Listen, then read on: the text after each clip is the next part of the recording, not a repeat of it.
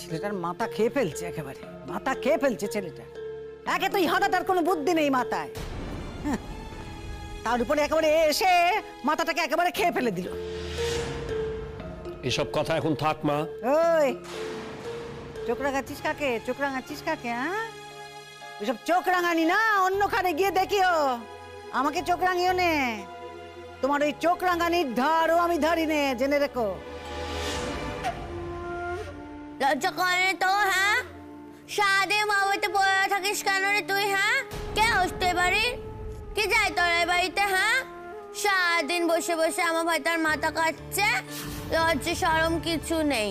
তো বাড়ি ঘর নেই, এখন কি করতে তুই? হ্যাঁ, কি খেতে শুনি? সারাদিনে আবার দেশে পড়ে আছে, লজ্জা শরমের মাথা খেয়েছে। আমার বউ কিন্তু এখন বাড়িতে আছে। হ্যাঁ, আমার ভাইয়ের বউ, ও ওকে কিন্তু বিয়ে করেছে, এখনো কিন্তু ডিভোর্স দেয়নি। ডিভোর্স দেবে বলেছে। যদি এমন হয় যে ও ডিভোর্স দেবে বলছে কিন্তু দেবে নে, তাহলে তখন তুই কি করবি? হ্যাঁ, কি করবি তখন তুই? তোমার সঙ্গে আমি একটাও কথা বলছি না। আর কিছু না, একবার ভেবে দেখো, এই মেয়েকে তুমি বিয়ে করবে, এই ভবিষ্যতে তোমার মাকে দিদিকে দেখবে তো? শোনো শিমুল, এসব অবান্তর কথা ভাবার সময় কিন্তু এখন নয়। আমি ওকে বিয়ে করব কি করব না সেটা কিন্তু আমি এখনো সিদ্ধান্ত নিইনি। এখন ডিভোর্স নিয়ে কথা হচ্ছে, ডিভোর্স পেপারে সাইনটা তোমাকে করে দিতে হবে। বৌমা, এখন তুমি সই করবে না। আমি বলছি তুমি এখন সই করবে না। এখন সই করার কি আছে শুনি? না, তোমাকে ওর সঙ্গে থাকতেও হবে না, কোনো কাগজে এখন সইও করতে হবে, বুঝেছো তো? তাড়াহুড়ো কিসে? ভদ্রলোকের কিন্তু এক কথা, তুমি যদি ভদ্রলোক হও তাহলে তুমি তোমার কথা রাখবে। ভদ্রলোকরা না ভদ্রলোকদের সাথে ভদ্রভাবে কথা বলে, কিন্তু ভদ্রলোকরা কি ছোট লোকদের সাথে ভদ্রভাবে কথা বলে? তুমি কিন্তু তোমার কথার খেলাপ করছো শিমুল। আচ্ছা, তোমাকে যদি আমি ডিভোর্সটা না দিই তুমি কি করবে? আমি তোমাকে বলেছিলাম না পরাগদা, এই মেয়ে ছেলেটা কিছুতেই তোমাকে ডিভোর্স দেবে না। মা, তুমি সরো তো। Mind your language. কি মনে করেছো তুমি নিজেকে? বাড়িতে মা, বৌদি, দিদি কেউ নেই না? আর যদি থাকো এই ভাষায় কথা বলো, পাড়ার বন্ধুদের সাথে এই ভাষায় বুঝি কথা বলো তুমি? নিশ্চয়ই তোমার বাড়িতে কেউ নেই, সেই কারণেই সারাদিন আমাদের বাড়িতে পড়ে থাকো। তাই হয়তো এখনো তোমার বিয়েও হয়নি। খবরদার, তুমি আমার ব্যক্তিগত ব্যাপার নিয়ে একদম মাথা ঘামাবে না। ব্যক্তিগত ব্যাপার? আচ্ছা, ব্যক্তিগত ব্যাপার কি তুমি রেখেছো? হ্যাঁ, এখন তো পুরো ব্যাপারটা আর ব্যক্তিগত নেই, কারণ যেটা হচ্ছে সেটা আমাদের বাড়িতে হচ্ছে, সবার চোখের সামনে হচ্ছে। আর ভুলে যেও না প্রিয়া, আমি কিন্তু এখনো লিগালি ওর ওয়াইফ। শিমুল, তুমি কথা না বাড়িয়ে সইটা করে দাও। শোনো, আমাকে ধমক দিয়ে না সই করাতে পারবে না। আমি তো তোমাকে বললাম পেপারটা রেখে যাও, আমি পড়ি, তারপর আমি সাইন করে দেবো। অজুহাত, সব অজুহাত এসব। আমি বলেছিলাম না পরাগদা তোমাকে, এই মেয়ে সহজে তোমার ঘাট থেকে নামবে না। বারে, ঘাড়ে যখন উঠেছি অত সহজে কি ঘাট থেকে নামবো? ঘাড়ে তো মানুষ ওঠেই ঘাড়ে থাকার জন্য। তবে হ্যাঁ, যদি ঘাড় থেকে নামার হয় না, নিজের জন্যই নামবো, তোমাদের জন্য নামবো না। তোমাদের সুবিধার জন্য আমি ঘাড় থেকে নামবো, সেটা কিন্তু ভেবো না। তাই না? তাই? হ্যাঁ, কত বড় সাহস! হ্যাঁ, কত বড় সাহস আমারই বাড়িতে দাঁড়িয়ে, আমার বউয়ের সামনে দাঁড়িয়ে সে কিনা এই সমস্ত কথা বলে। আরে এই ছেলেটা, এটা হচ্ছে গাধা, মুখ্য একটা। তার মাথাতে এখনো ঢুকছে না যে আমারই বউকে আমার সামনে অপমান করছে একটা মেয়ে, যার কিনা এই কথাগুলো বলার কোনো অধিকারই জন্মেনি।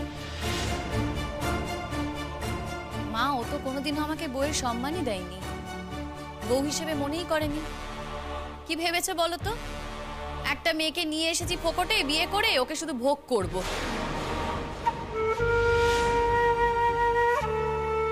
কিছু মনে করো না মা, আমাকে তোমার সামনেই কথাগুলো বলতে হচ্ছে। আমি জানি তোমার ছেলে, তোমার শুনতে খারাপ লাগছে, কিন্তু কথাগুলো তো সত্যি।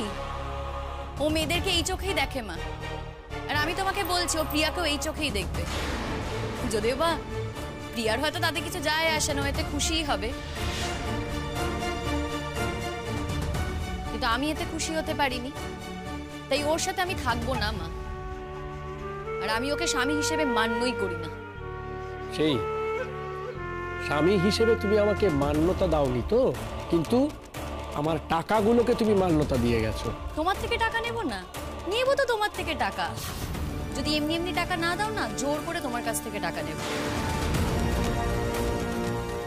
ভাগ্যিস তোমার কাছ থেকে টাকা নিয়েছিলাম, তাই তো তোমার দিদির জীবনটা সিকিউর করতে পেরেছি। কি করব বলো তো? কোনো তো গ্যারেন্টি নেই। আমি যদি এই বাড়িতে না থাকি তাহলে ওদের সাথে আমার যোগাযোগ থাকবে কি থাকবে না সেটা তো আমি বলতে পারি না এখন থেকে। যে বাড়ি থেকে তুমি দুদিন পর চলেই যাবে শিমুল, সেই বাড়ির জন্য নাকি তোমার এত ভাবনা? কি করব বলো, আমি তো আর তুমি না। আমার মধ্যে তো এখনো মানুষের রক্ত আছে, তাই এই বাড়িতে যারা আছে তাদের কথা আমি ভাববো। তোমার মতো হতে পারিনি, অমানুষ তো হতে পারিনি, তাই ভাবি। লজ্জাও করেনি তোর? ও কি কথা বলি, এই মেয়েটার মধ্যে কি দেখেছিস রে তুই? হায় রে। না, আমি মানলাম যে তুই আমার বৌমাকে পছন্দ করছিস নে, তার সঙ্গে তুই সংসার করতে চাইছিস নে, মেনে নিলুম। এও মানলুম যে তুই নয় আর একটা বিয়ে করবি দেখে শুনে, পরে একটা ভালো মেয়ে। ও কি কথা, এ আমি কি বললুম?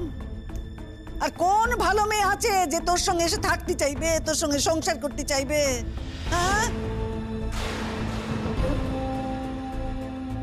কি উপদেশ দিয়ে ফেললুম আমি, এ ভগবান। তোর জীবনে কোনো মেয়ে আসা মানে তো তার জীবনটা একদম নষ্ট হয়ে যাওয়া রে। সে কি আর আমি বুঝি নে? আমার বৌমার সঙ্গে যখন তুই সংসার করতে পারিস নে, তখন তুই পৃথিবীর আর কারোর সঙ্গে সংসার করতে পারবি না, কোনো ভালো মেয়ের সঙ্গেও পারবি না। তবে হ্যাঁ পারবি, তুই এই প্রিয়া নাকি, তার সঙ্গে পারবি রে পড়া, তার সঙ্গে সংসার করতে পারবি। কেন জানিস? কারণ হলো ও তোর জন্য জন্মেছে।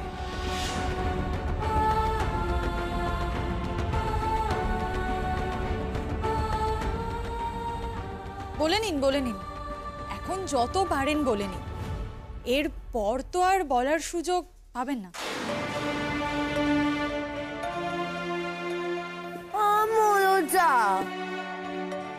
বেশি বাবা কথা বলছিস না তুই? হ্যাঁ, কথা বলার সুযোগ পাবে না মানেটা কি? হ্যাঁ হ্যাঁ, কেন আমাকে কি তুই হাতে মাথা কাটবি নাকি? হ্যাঁ, এরপরে বেশি বড় বড় কথা বলার সুযোগ পাবে না।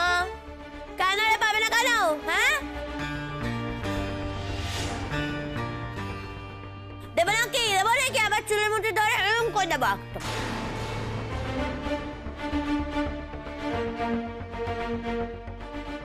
আচ্ছা, এক মিনিট, আমরা কি এখানে দাঁড়িয়েই থাকবো? তোমার ইচ্ছে, তুমি দাঁড়াবে না বসবে সেটা তো আর আমি ঠিক করে দিতে পারি না। তবে আমি একটা কথা বলতে পারি, তুমি চাইলেই যে আমি সাইন করে দেবো সেটা কিন্তু নয়। বললাম তো রেখে যাও, আমি পড়ি তারপর সাইন করে দেবো। আজকে দিলে কিন্তু প্রসেসটা আমি কালকে থেকে শুরু করে দিতে পারতাম। এত তাড়া কিসের তোমার? প্রিয়াঙ্কার জন্য? আরে ও তো এই বাড়িতেই আছে, সব সময় থাকে। এই তো এতটা রাত হয়ে গেল, এখনো আছে। পুরো রাতটা থাকা বাকি, কদিন পর সেটাও থাকবে। এত কৈফিয়ত তোমাকে দিতে হবে কেন? খবরদার প্রিয়া, তোমার সাথে এখানে কেউ কথা বলছে না। বেরিয়ে যাও এখান থেকে। তোমার বাড়ি নাকি যে বেরোবো? ওই, ওর বাড়ি নয় কিন্তু আমার বাড়ি। বেরিয়ে যাও, যাও, বেরিয়ে যাও। মা শোনো, তুমি কিন্তু আমার গেস্টের সঙ্গে এইভাবে কথা বলতে পারো না। কেন রে, আমি কি মিথ্যে কথা বলছি? মিথ্যে কথা বলেছিলি তুই। তুই মিথ্যে কথা বলেছিলি বৌমাকে ফাঁসাবি বলে। কি বলিসনি তুই? হ্যাঁ, তুই বলেছিলি যে ওর সঙ্গে তুই কথা বলবি নে, তুই ওর সঙ্গে কথা বলতে চাসই নে, তুই ওই প্রিয়ার মুখও দেখতে চাস নে। তুই নাকি ওকে স্পষ্ট করে জানিয়ে দিয়েছিস যে তুই ওকে আর কখনো পড়াবি নে, বলিস নে? কি হলো? তোমার মুখোশটা যে আমার কাছে খুলে গেছে সেটা কি তুমি বুঝতে পেরেছো বুঝতে? শোনো মা, এই তোমার বউ কৌশলটা করেছিল বলেই কিন্তু আমাকেও কৌশলটা করতে হয়েছিল। তুমি তো তোমার বউয়ের কোনো দোষ দেখতে পাও না, শুধু তোমার ছেলের দোষটাই দেখতে পাও। এই যে তোমার বউ সারাদিন ওই ছেলেটা ওই শতদ্রুর সঙ্গে সারা পাড়া ঘুরে বেড়াচ্ছে, কই সেই বেলা তো তোমার কিছু চোখে পড়ে না? কোথায় শতদ্রু আর কোথায় তুই? হ্যাঁ, আমি তো বলেছি, শুনিস নি সেদিন? আমি তো বলেছি যে ও যদি শতদ্রুর কাছে যায়, ও যদি শতদ্রুর সঙ্গে থাকতে চায়, ও যদি শতদ্রুকে বিয়ে করে, আমি দাঁড়িয়ে থেকে সে বিয়ে দেব নিজে, বলি না? দেখো দেখো, তোমার মাই হচ্ছে তোমার ঘর শত্রু বিভীষণ। চিনে নাও, চিনে নাও, লোকজনগুলোকে ভালো করে চিনে নাও। খড়াক্তা, তোমাকে স্কুইজ করে টাকা নিচ্ছে এরা। এখনো পর্যন্ত তোমার কাছ থেকে টাকা পয়সা নিয়ে তোমাকে একেবারে হাতমরা করে রেখে দিয়েছে। আচ্ছা আচ্ছা, তুমি আমাকে বলো, তুমি তোমার বোনের দায় কেন নেবে? কই, তোমার ভাই তো নেয়নি, সে তো হাত তুলে দিয়েছে। আর তোমার বাবাও তো কিছু রেখে যাননি ওর জন্য, কিচ্ছু করে যাননি। তাহলে তুমি কেন ওর দায় নেবে? সব দায় কি তোমার? বাহ বাহ পরাগ ব্যানার্জি, দারুণ ট্রেনিং পাচ্ছ। হ্যাঁ, দারুণ ট্রেনিং দেওয়ার লোক এসে গেছে কিন্তু তোমাকে। এর আগে এরকম ট্রেনিং পেয়েছো বলে তো আমার মনে হয় না। পেয়েছিলে বুঝি এরকম আগে কোনো ট্রেনিং? তুমি সইটা করবে কি করবে না শিমুল? বললাম তো এখন করব না। আর যদি বেশি বাড়াবাড়ি করো না, তাহলে কোনোদিনও সাইন করব না। কাগজটা রেখে যাও, আমি ঠিক সাইন করে দেবো। আর এই মেয়েটাকে বল এখন এই বাড়ি থেকে চলে যেতে, অনেকটা রাত হয়েছে তো। আর এখনো কিন্তু সব চুকে বুকে যায়নি যেই মেয়েটা এখানে থাকবে। চুকে বুকে যাক, তারপর না ওকে বিয়ে করো। এখনো তো আমি তোমার বউ, এই বাড়িতেই থাকি। পাড়ার লোক কি বলবে সেটা একবার ভেবে দেখো। বাড়িতে বউ থাকতে অন্য একটা মেয়ের সাথে ফুর্তি করছো, তাকে বাড়িতে নিয়ে আসছো, সেটা তো খুব একটা ভালো দেখায় না, না? তাই বলছি কথাটা। তোমার সম্পর্কেও লোকে বলে, জানো তো, বাড়িতে বর রেখে রাস্তায় একটা ছেলের সঙ্গে ফুর্তি করে বেড়াচ্ছ। তোমার সাথে আমি কথা বলছি না, খবরদার। এই বারবার খবরদার খবরদার এরকম করবে না তো। হ্যাঁ ঠিক, তুমি আমার সঙ্গে কথা বলছো না, কিন্তু আমি তোমার সঙ্গে কথা বলছি। তুমি আমার সম্বন্ধে নানা রকম বাজে বাজে কথা বলবে আর আমি চুপ করে থাকবো, এটা কি করে হয়? চুপ করো, চুপ করতে বলছি আমি, চুপ করো। আমি কথা বলছি, আমায় কথা বলতে দাও। দেখো শিমুল, এখন কিন্তু এসব কথাবার্তা ভেবে কোনো লাভ নেই। আমরা অলরেডি সিদ্ধান্ত নিয়ে নিয়েছি। সিদ্ধান্ত? এই কি সিদ্ধান্ত? তুই সিদ্ধান্ত নিয়েছিস, বৌমা কোনো সিদ্ধান্ত এখনো নেয়নি। আমি যদি এখন বৌমাকে বলি যে তুমি সই করবে না, দেখি সে কি করে সই করে, দেখি তুই কি করে পাস ওই ডিভোর্স। আমিও দেখি তুই কি করে ওকে বিয়ে করিস, দেখি কি করে ওকে বিয়ে করে তুই এ বাড়িতে আনিস। আমিও দেখ। বৌমা, তুমি সই দেবে না, দেবে না সই। শিমুল, তুই একদম সই করবি নি, আমি তোকে বাবা করে বাউ করে দিচ্ছি। তুই ওর সাথে একদম থাকবি না, কিন্তু তুই সই করবি না কাগজে, ভোগ কর। শিমুল, আমি কিন্তু খুব অল্প দিন অপেক্ষা করব। আর আমার মতো মানুষ যদি ডেসপারেট হয়ে যায়, তাহলে কিন্তু অনেক কিছু করতে পারে। ভুলে যেও না সেটা।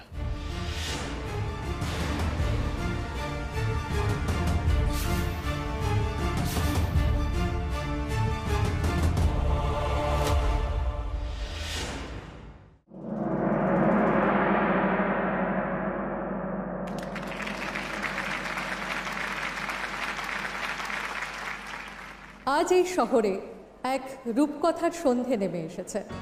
হ্যাঁ, আপনারা একের পর এক অনুষ্ঠান দেখছেন, আর আমাদের সর্বশেষ অনুষ্ঠান নতুন ভোরের ডাক।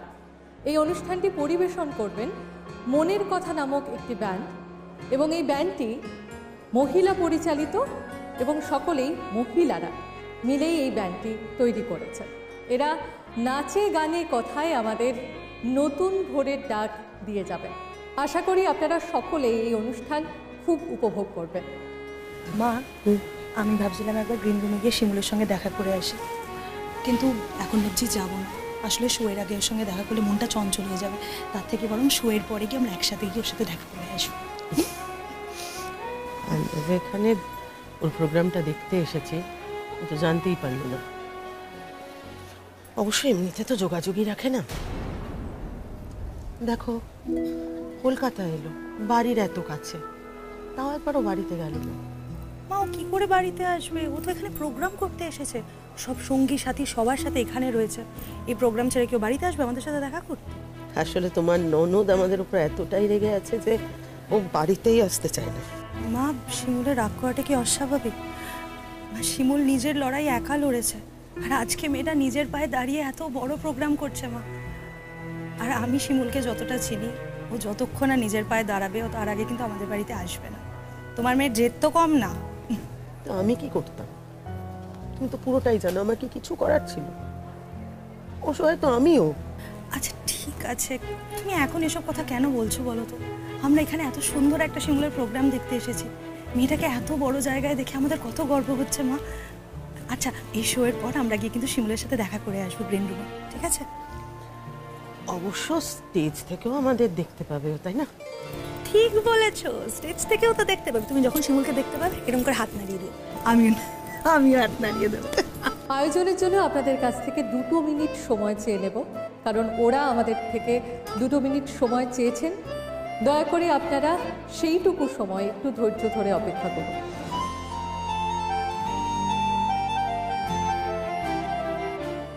আজ আমি সবার সামনে কথাটা বলবো। আমি অনেক দিন সহ্য করেছি, ছেলেটাকে এত দিন এত করে বোঝালাম, কিছুতেই বুঝলো না। সত্যি গো দিদি, তোমার শতদ্রু কত ভালো ছেলে বলো তো, আর এই মেয়েটার পাল্লায় পড়ে বিয়ে পর্যন্ত করতে চাইছে না। এখন বলছে আমার বিয়ের জন্য তোমরা ভেবো না, আমার যদি কোনোদিন বিয়ে করতে ইচ্ছা হয় তখন আমি তোমাদের জানাবো। অথচ দেখো, একটা মেয়েকে আমরা ঠিক করে রেখেছি, তার পরিবারকেও কথা দেওয়া হয়ে গেছে, এখন এসব কথা বলছে। আর একটা বিবাহিত মেয়ের পাল্লায় পড়ে গেল শেষ পর্যন্ত। আরে বাবা, বিয়ের আগে তোদের যা ছিল ছিল, এখন তো সে বিয়ে হয়ে চলে গেছে, আবার কেন তুই ওর পেছন পেছন যাচ্ছিস? আর কি জানো তো, তোমাকে একটা কথা বলছি, তুমি তো আমাদের পাশের বাড়ি, তুমি তো ওকে অনেক ছোটবেলা থেকে দেখেছো, তুমি তো আমার ছেলেকে জানো। আমার ছেলেটা বরাবরই পরোপকারী। ওই মেয়েটা শ্বশুরবাড়ির পাড়াতে ওই শতদ্রুকে মাঝে মাঝে কাজে যেতে হয়, ওখান থেকে কোনোভাবে ফাঁসিয়েছে ওকে। ফাঁসিয়ে তো একেবারে জেলে ভরে দিয়েছিল, তারপরে কোর্ট কেস হয়েছে, এইসবে তো ওর চাকরির জায়গাটাও টলমল করছে। তুমি একবার ভাবো অবস্থাটা, সর্বস্ব খোয়াবে ওই মেয়ের জন্য। আবার দেখো, এখানে গানের প্রোগ্রামের ব্যবস্থা করে দিয়েছে। আজ আমি ওকে 2-4 কথা বলবো, তাতে বাড়ি গিয়ে যা হয় হবে। ওর বোন ওকে অনেক বুঝিয়েছে, তাতে যখন কিছু হচ্ছে না, আজকে আমি এর শেষ দেখেছি। এখানেই বলবে? হ্যাঁ, প্রোগ্রাম হয়ে যাক, শতদ্রু তো আমাকে কার্ড দিয়েছে এখানে আসতে। আসলে ওই মেয়েটার সম্পর্কে একটু ভালো ধারণা তৈরি হবে। প্রোগ্রামটা শেষ হয়ে যাক, আমি তখন বলবো যে আমি শিমুলের সঙ্গে দেখা করতে চাই। তারপর দেখা করে কি দেবো না, সেটা আমার মনেই আছে।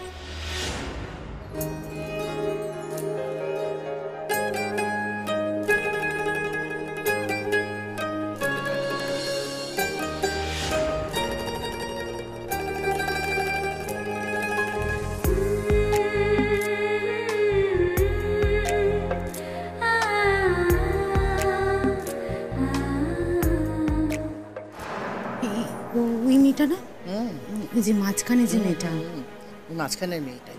তুমি তো ওকে আগে দেখেছো, আমাদের বাড়িতে তো 2-4 বার এসেছে। হ্যাঁ হ্যাঁ, তোমাদের বাড়িতে এসেছিল তো। কেমন তুই নির্লজ্জ মেয়ে বলতো? হ্যাঁ, বিয়ে শাদী করেছিস, তারপরে ওই ছেলেটার কেন মাথা খাচ্ছিস? অনেক কষ্ট করে আমি ছেলেটাকে মানুষ করেছি, তা বললে তুমি শুনবো না? আমার ছেলের মাথা খেয়ে চলে যাবে একটা মেয়ে, আর লোক সমাজে আমি টিকতে পারবো না বদনামের ঠেলায়? এটা তো হতে পারে না। তুমি দেখো না আমি কি করি ওকে, আজকে আচ্ছা করে জব্দ করবো ওকে।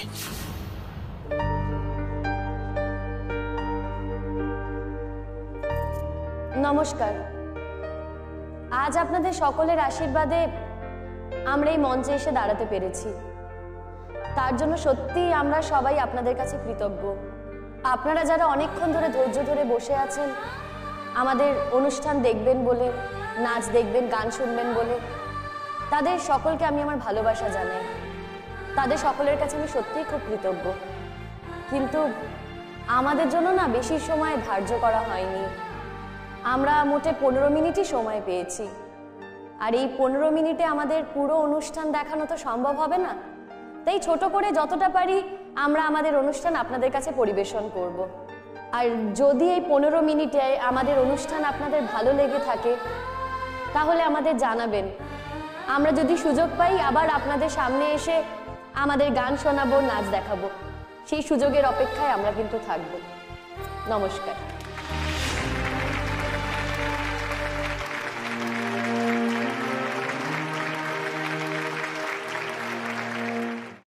নতুন ভোরের ডাক। আসলে আমরা প্রত্যেকেই বোধহয় নতুন ভোরের দিকে এগোতে চাই, নতুন ভোরের ডাকে সাড়া দিতে চাই। এই নতুন ভোরের ডাকে আশা আছে, ভালোবাসা আছে, স্বপ্ন পূরণ আছে, ইচ্ছে পূরণ আছে। আপনাদের সকলের যদি আশীর্বাদ থাকে আমরা নিশ্চয়ই নতুন ভোরের ডাকে সাড়া দিয়ে এগিয়ে যেতে পারবো এবং আমাদের সমস্ত স্বপ্নগুলোকে পূরণ করতে পারবো। নতুন ভোরের ডাকে সাড়া দিতে কার না ইচ্ছে করে। আমরা শুধু নই, আমরা চাইব এখানে আমাদের যত দর্শক শ্রোতা বন্ধুরা রয়েছেন তারা প্রত্যেকে যেন নতুন ভোরের ডাকে সাড়া দিতে পারেন, নতুন ভোরের ডাকে হাতছানিতে এগিয়ে যেতে পারেন এবং আপনাদের জীবনে যা যা অপ্রাপ্তি আছে সমস্ত অপ্রাপ্তিগুলোকে মিটিয়ে নেওয়ার যেন আপনারা প্রত্যেকে সুযোগ খুঁজে পান। ভালো থাকবেন।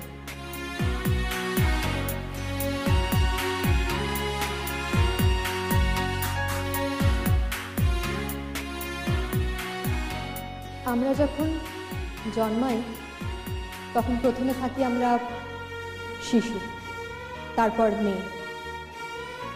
আমাদের এই সামাজিকীকরণই আমাদের প্রতিটা মুহূর্ত বুঝিয়ে দেয় আমরা মেয়ে।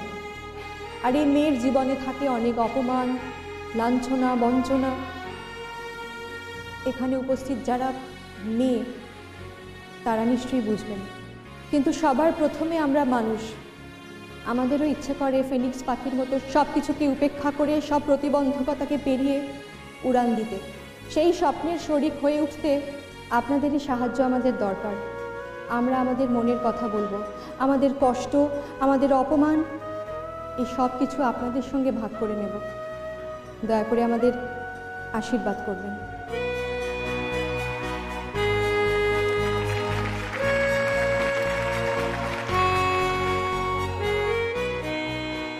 শুরু হচ্ছে নতুন ভোরের ডাক। নিবেদনে আমরা